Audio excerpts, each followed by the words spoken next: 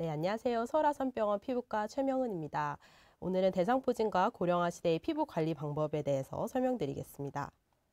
다음 내용들에 대해 살펴보도록 하겠습니다.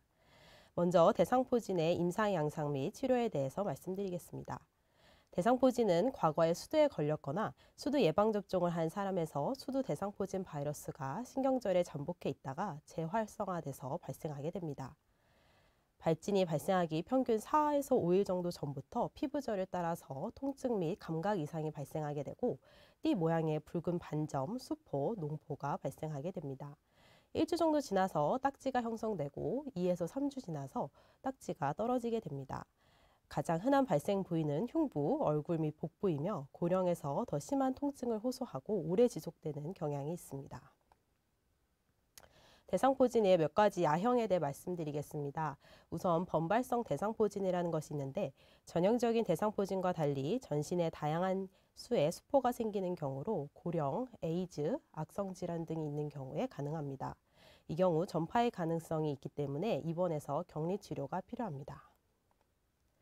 다음은 안구 대상포진으로 얼굴의 3차 신경 중에 안구신경을 침범해서 발생하고 코끝과 측면에 있는 대상포진에 수포가 생긴 경우 안구의 침범의 발생 가능성으로 안과의 진료가 반드시 필요합니다. 드물기는 하지만 안과적인 합병증으로 포도막염, 각막염 등을 비롯한 여러 가지 질환이 생길 수 있습니다. 마지막으로 램지헌트 증후군이 있는데 얼굴의 안면신경 및 청신경을 침범해서 발생할 수 있고 경미한 발열, 피로한 증상이 초기에 발생할 수 있습니다. 심한 귀의 통증과 함께 안면의 마비, 이명 등이 발생할 수 있어서 이 경우에는 반드시 응급실로 내원이 필요합니다. 대상포진의 진단은 특징적인 피부 소견 및 임상 증상으로 하게 되고 비전형적인 병변의 경우에는 수포에서 배양 및 혈청 검사를 하는 경우도 있습니다. 피부 발진 없이 통증만 있는 경우에는 다른 질환과의 감별이 필요하기 때문에 영상검사, 혈청검사 등을 시행할 수 있습니다. 자주 물어보시는 것들을 정리해 놓았습니다. 왜 수두 대상포진 바이러스가 다시 활성화되는지 여쭤보시는 분들이 많았습니다. 아직 명확하지는 않지만 고령에 따른 세포의 면역 저하가 가장 중요한 요인이고 그 외 스트레스, 방사선 치료, 외상 등과의 연관성이 알려져 있습니다. 대상포진이 한번 걸리고 다시 재발하기도 할지 궁금해하시는 분들도 많은데 보통 흔하지는 않지만 이전에 대상포진의 기왕력이 있던 경우에는 1에서 6%에서도 재발하는 경우가 있었습니다. 집에서 손주를 돌봐주시고 계시는데 대상포진이 생겼을 때 격리가 필요한지 궁금해하시는 분들도 있었습니다. 이 경우 생후 12개월 이전에 아기를 돌봐주시는 경우에는 아기에게 항체가 없기 때문에 예방접종을 맞기 전이기 때문에 대상포진이 걸린 성인과의 접촉은 반드시 피하는 것이 좋습니다. 다음은 대상포진 치료입니다. 항바이러스제를 경구 약물로 일주일 정도 반드시 복용하는 것이 필요합니다. 발진이 생긴 지 3일 이내 초기 복용하는 것이 가장 도움이 된다고 알려져 있습니다. 항암 치료 중이거나 면역 저하 질환이 있는 경우에는 정맥으로 주사하는 것이 도움이 됩니다. 다음은 통증을 완화시키기 위해서 다양한 종류의 진통제를 사용해 볼 수 있습니다. 신경통 치료제, 진통소염제를 경구로 투여하거나 진통 패치를 붙여볼 수가 있고 국소 마취제를 비롯해서 여러 가지 통증을 줄여줄 수 있는 도포제를 사용해 볼 수도 있습니다. 일부 진통제는 어지럽거나 졸음, 부종, 두근거림 등의 증상이 발생을 할 수 있기 때문에 이 경우에는 담당 선생님께 말씀을 해주셔서 약을 변경하는 경우도 있습니다. 간이나 콩팥 이상 등 기저질환이 있는 경우에는 의사와 상의하는 것이 도움이 됩니다.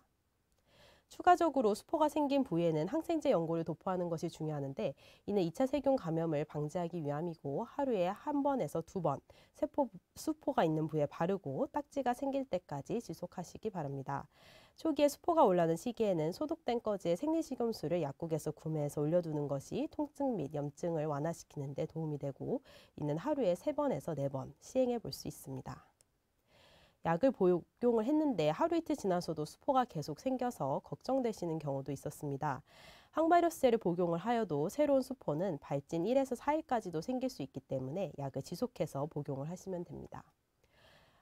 집에 아시클로버 단순 포진 연고가 있어서 가끔 바르셨던 분은 대상포진에도 사용이 가능한지 여쭤보시기도 합니다.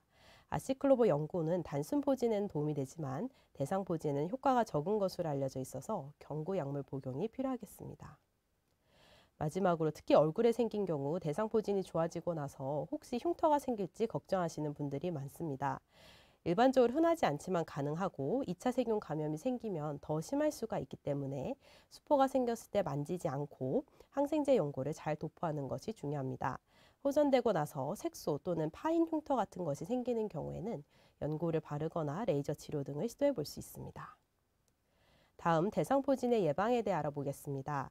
대상포진 예방접종이 고령 환자의 대상포진과 포진 후 신경통 발생과 중증도를 감소시키는 것으로 알려져 있고 현재 만 50세 이상의 성인에서 접종이 허가되었고 미국 질병통제예방센터에서는 대상포진 과거력과 관계없이 60세 이상에서 접종을 권유하고 있습니다.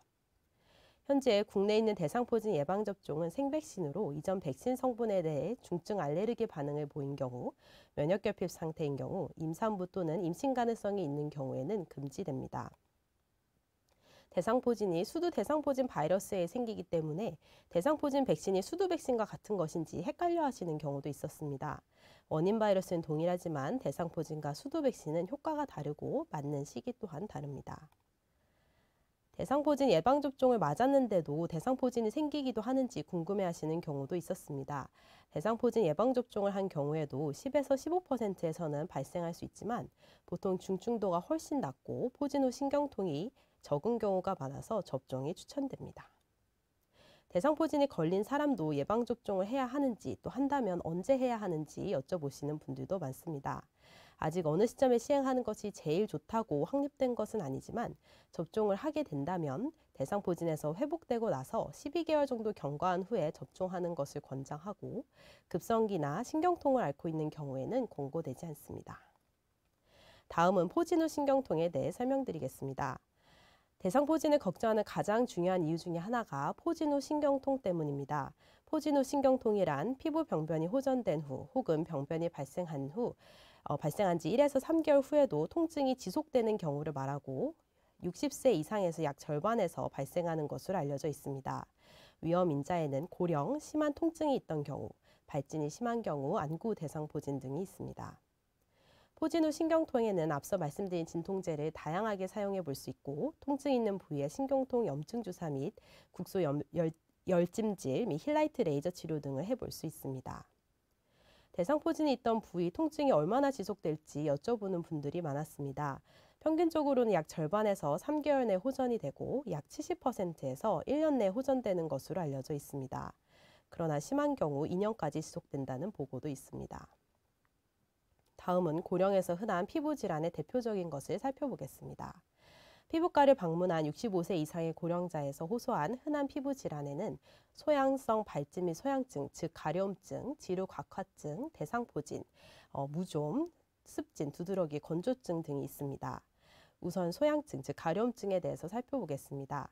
가려운 증상은 70대 이후에는 절반에서 발생할 만큼 상당히 흔하며 다양한 피부 질환 및 전신 질환에 의해 발생할 수 있습니다.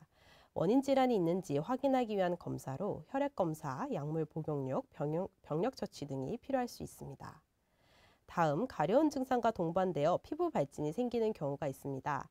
만성 가려움으로 인해서 가려움증, 그로 인한 긁음, 이로 인한 가려움증의 악화라는 악성 순환으로 인해서 생기고 심하고 발작적인 가려운 증상이 특징입니다. 가려울 때마다 긁거나 꼬집는 습관이 발생에 있어 중요합니다. 이러한 기전으로 발생하는 질환에는 한두 군데 넓게 발생하는 만성 단순태성과 여러 부위의 돔형으로 발생하는 결절양진이 있습니다. 다음은 지루각화증 보시겠습니다. 경계가 뚜렷한 갈색이나 흑색의 구진 또는 판으로 얼굴에 발생을 하지만 다른 부위에도 가능합니다. 대체로 증상이 없고 일부에서는 가려운 증상이 동반될 수 있습니다. 미용적인 목적에서 레이저를 해볼 수 있고 상황에 따라서 다른 악성 질환과 감별을 위해 조직 검사를 시행하는 경우도 있습니다.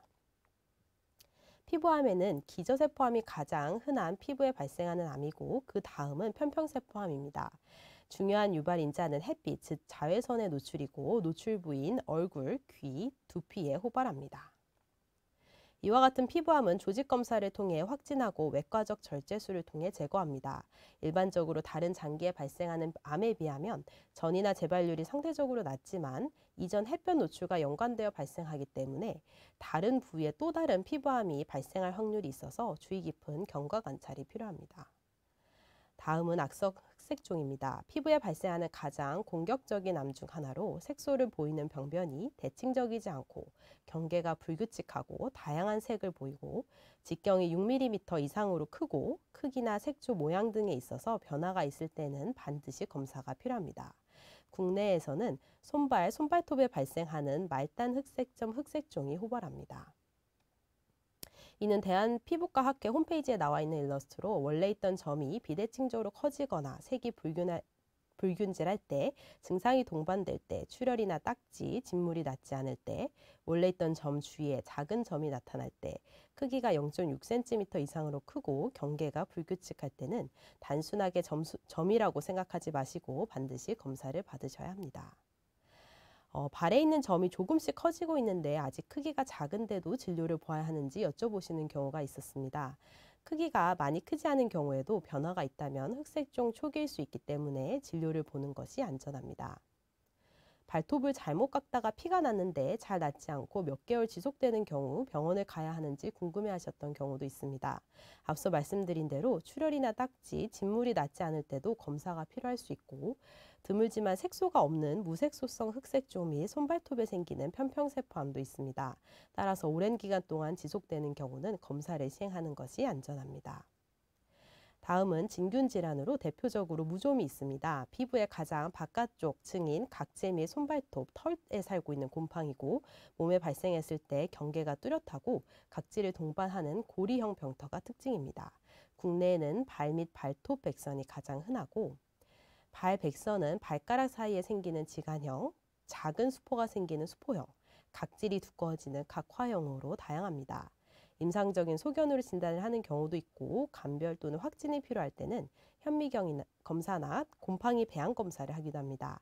기본적인 치료는 항진균제 연고를 도포하는 것이지만 머리와 손발톱에 발생한 경우에는 먹는 약이 필요할 수 있겠습니다. 다른 기저질환이 많아서 약을 복용하시기 어려운 경우에 발톱 무좀약까지 복용하기 어렵다고 말씀하시는 경우가 있습니다.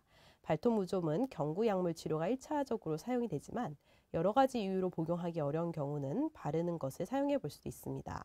도포제를 바르고 나서 무좀이 바로 사라지는 것이 아니라 깨끗한 발톱이 새로 올라와서 밀어내면서 좋아지기 때문에 12개월 가까이 꾸준하게 사용하는 것이 필요합니다. 무좀약은 오래 먹게 된다고 하던데 얼마나 복용을 하게 되는지 궁금해 하실 수 있습니다. 사람마다 치료 반응이 다르지만 일반적으로는 3에서 12개월 투여하게 됩니다. 먹는 약인 터비나핀을 가장 많이 사용하고 하루에 한 번 복용하게 되지만 일주일 중 하루 또는 한 달 중 일주일 정도만 복용하는 주기요법으로 치료하는 경우도 있습니다. 마지막으로 건조증 및 건성습진입니다. 팔다리, 특히 정강이 부에 미세한 비늘을 동반한 반으로 시작되고 진행이 되면 도자기에 발생한 균열과 같은 양상으로 나타나는 것을 건성습진이라고 하고 습도가 낮은 환절기나 겨울에 호발합니다. 노년층에 발생한 가려움증의 가장 흔한 원인으로 알려져 있고 표피에 있는 수분 장벽이 손상이 되어서 그 피부를 통한 수분이 증발이 증가하는 것이 원인으로 알려져 있습니다. 마지막으로 피부 관리 방법에 대한 기본적인 지침들을 살펴보겠습니다. 우선 환경 관리입니다. 겨울에는 난방으로 건조한 경우 가습을 하고 실내 온도는 변화가 크지 않게 유지하는 것이 좋습니다. 급격한 온도 변화가 가려운 증상을 악화시킬 수 있어서 한여름이나 한겨울에는 주의를 요하고 면으로 된 속옷을 입고 마찰이 심한 옷, 자극이 되거나 꽉 끼는 옷은 피하는 것이 좋습니다. 다음은 습관 관리입니다. 주름 예방에는 금연 및 건강한 식습관이 중요하고 항산화 성분이 있는 비타민 C나 E 등이 포함된 과일이나 채소, 견과류 등을 규칙적으로 복용을 하십시오. 하루에 물을 8잔 이상 마시는 것이 수분 유지에 도움이 되고 파마약이나 염색약이 대표적인 알레르기 접촉 피부염의 원인 중 하나이기 때문에 파마나 염색 후에 피부에 발진이 생기거나 가려운 경우에는 중단하시고 의사와 상의가 필요합니다. 다음은 목욕 및 세정 방법입니다. 목욕 및 샤워는 너무 뜨겁지 않은 미지근한 물로 20분 이내로 주 3에서 4회 시행하는 것이 좋습니다. 때를 세게 밀거나 타올로 피부에 자극을 주는 것은 피부 장벽을 약하게 하고 건조증을 악화시키는 대표적인 요인입니다. 뜨거운 사우나나 찜질방은 주의가 필요하고 씻을 때는 약산성의 순한 비누 또는 세정제를 사용을 하는 것이 좋습니다. 목욕을 하시면서 목욕 오일과 오트밀 팩 같은 것을 사용하는 것이 건조증 완화시키는 데 도움이 될 수 있습니다. 다음은 보습입니다. 목욕 후 3분 이내 보습제를 바르는 것이 목욕 후 수분 증발을 통한 건조증을 예방할 수 있고 이후 건조할 때마다 수시로 도포하십시오. 물기가 많은 스킨이나 알코올이 함유된 경우는 수분이 증발하면서 피부를 오히려 더 건조하게 할 수 있어서 주의가 필요합니다. 향료는 알레르기 접촉 피부염을 가장 많이 유발할 수 있는 성분 중 하나이기 때문에 피부가 민감하신 경우에는 향이 없는 제품이 추천이 되고 바른 후에 화끈거리거나 따가움, 당기는 느낌과 같은 이런 자극 증상이 있을 때는 중단을 하셔야 됩니다. 다음은 자외선 차단제인 선크림입니다. 얼굴 노화의 약 80%가 자외선에 의해 발생한다는 보고가 있고 피부암의 주된 원인이기 때문에 적절한 차단이 필요합니다. 자외선 차단 지수 SPF 15에서 30 이상, PA 3+ 이상의 제품을 도포하는 것이 도움이 되고 외출하기 15에서 30분 전에 500원 동전 크기의 양을 얼굴 전체, 귀나 목, 손, 팔과 같이 햇볕이 노출되는 부위에 수시로 바르는 것이 좋습니다. 보통 2~3시간마다 덧바르는 것이 도움이 되고 추가적으로 챙이 넓은 모자, 선글라스와 양산 등을 활용하는 것도 도움이 됩니다. 가려운 증상이 있을 때 해볼 수 있는 처치들입니다. 가려울 때 많이 긁거나 피부를 잡아 뜯는 것은 장기적으로 증상을 오히려 악화시킬 수 있습니다. 가려운 증상이 시작되면 긁지 않고 시원한 물수건을 올려두거나 보습제를 냉장 보관해서 도포하고 처방을 받은 가려움증 약인 항히스타민제를 빨리 복용을 하는 것이 좋습니다. 밤에 무의식적으로 긁어서 병변이 악화되는 경우에는 가려움증 약을 자기 전에 복용을 하고 손톱을 짧게 깎고 필요시 면장갑을 착용하고 주무시는 것도 도움이 됩니다. 마지막으로 두피 관리입니다. 각질이 많다면 비듬 제거용 샴푸를 사용해보고 각질이나 두피가 붉고 가려움증이 심할 때는 처방받은 두피용 물약을 사용해 볼 수도 있습니다. 보통 얼굴에는 보습제를 잘 바르지만 두피에 바르는 경우는 드문데 두피에도 보습제를 바르는 것이 장벽을 강화시키는 데 도움이 됩니다. 또한 에어컨, 선풍기, 드라이기 바람을 오랜 시간 직접 닿는 것은 피부 장벽을 악화시킬 수 있습니다. 탈모가 심하다면 병원을 방문해서 어떠한 종류의 탈모인지 정확한 진단을 받은 후에 탈모약을 처방받아 사용해 볼 수 있습니다. 이것으로 발표를 마치겠습니다. 경청해 주셔서 감사합니다.